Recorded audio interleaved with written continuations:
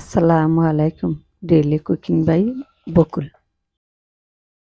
আজকে চিকেন রান্না করব।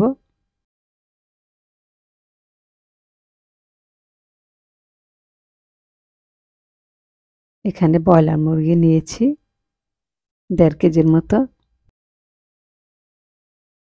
কেটে ভালো করে ধুয়ে পরিষ্কার করে পানি ঝরিয়ে নিয়েছি। প্যানে পরিমাণ মতো তেল দিয়ে দিলাম। কিছু পেঁয়াজ কুচি দিয়েছি।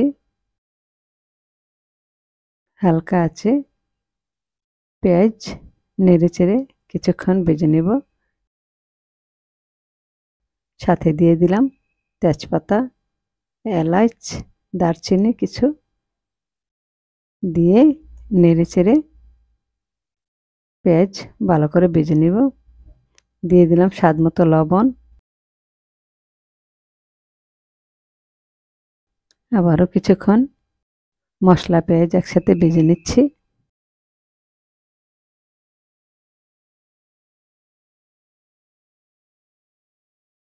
এখন দিয়ে দিব ১ টেবিল চামচ রসুন পেস্ট,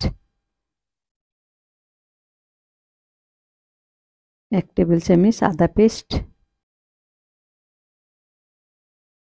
দিয়ে হালকা আঁচে আদা রসুন ভেজে নিব যেন কাঁচা গন্ধটা না আসে।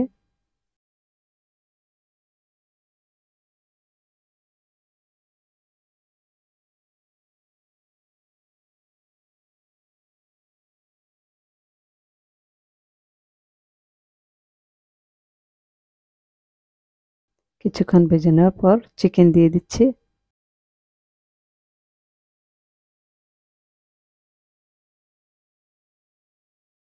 চিকেন দিয়ে মিডিয়াম আঁচে ভেজে নিব।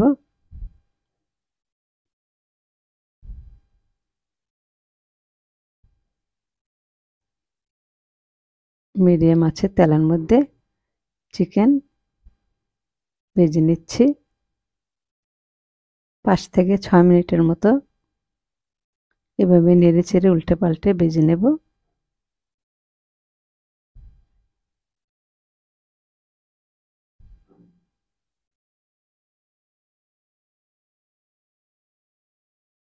এভাবে চিকেনটা রান্না করলে খেতে ভালো লাগে।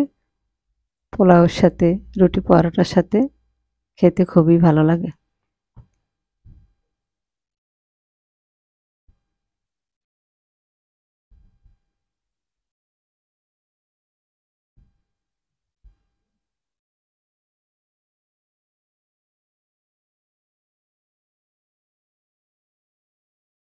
এখানে কিছু পেঁয়াজ বেরেস্তা করে রেখেছি।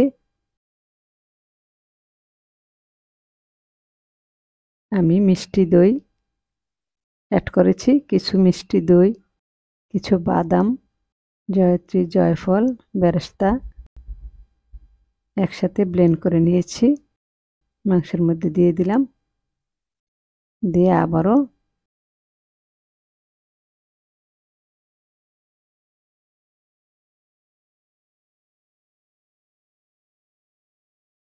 এভাবে নেড়েচেড়ে কষিয়ে নিচ্ছি।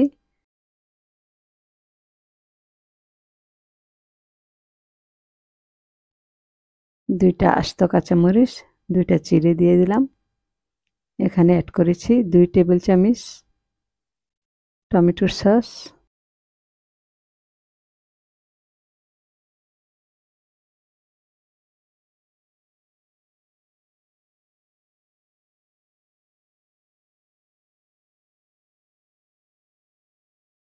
এভাবে মিডিয়াম আছে নেড়েচেড়ে আরও ৭-৮ মিনিটের মতো কষিয়ে নিচ্ছি।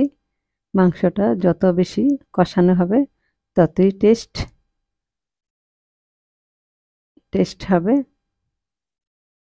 এখন দইয়ের বাটিটা ধুয়ে কিছু পানি অ্যাড করেছি। এই পানিতেই মাংসটা সিদ্ধ হয়ে যাবে। কষানোর মধ্যে অনেকটা সিদ্ধ হয়ে গেছে।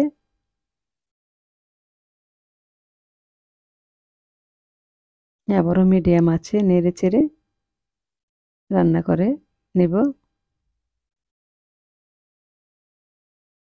মাংসটা প্রায় রান্না হয়ে আসছে।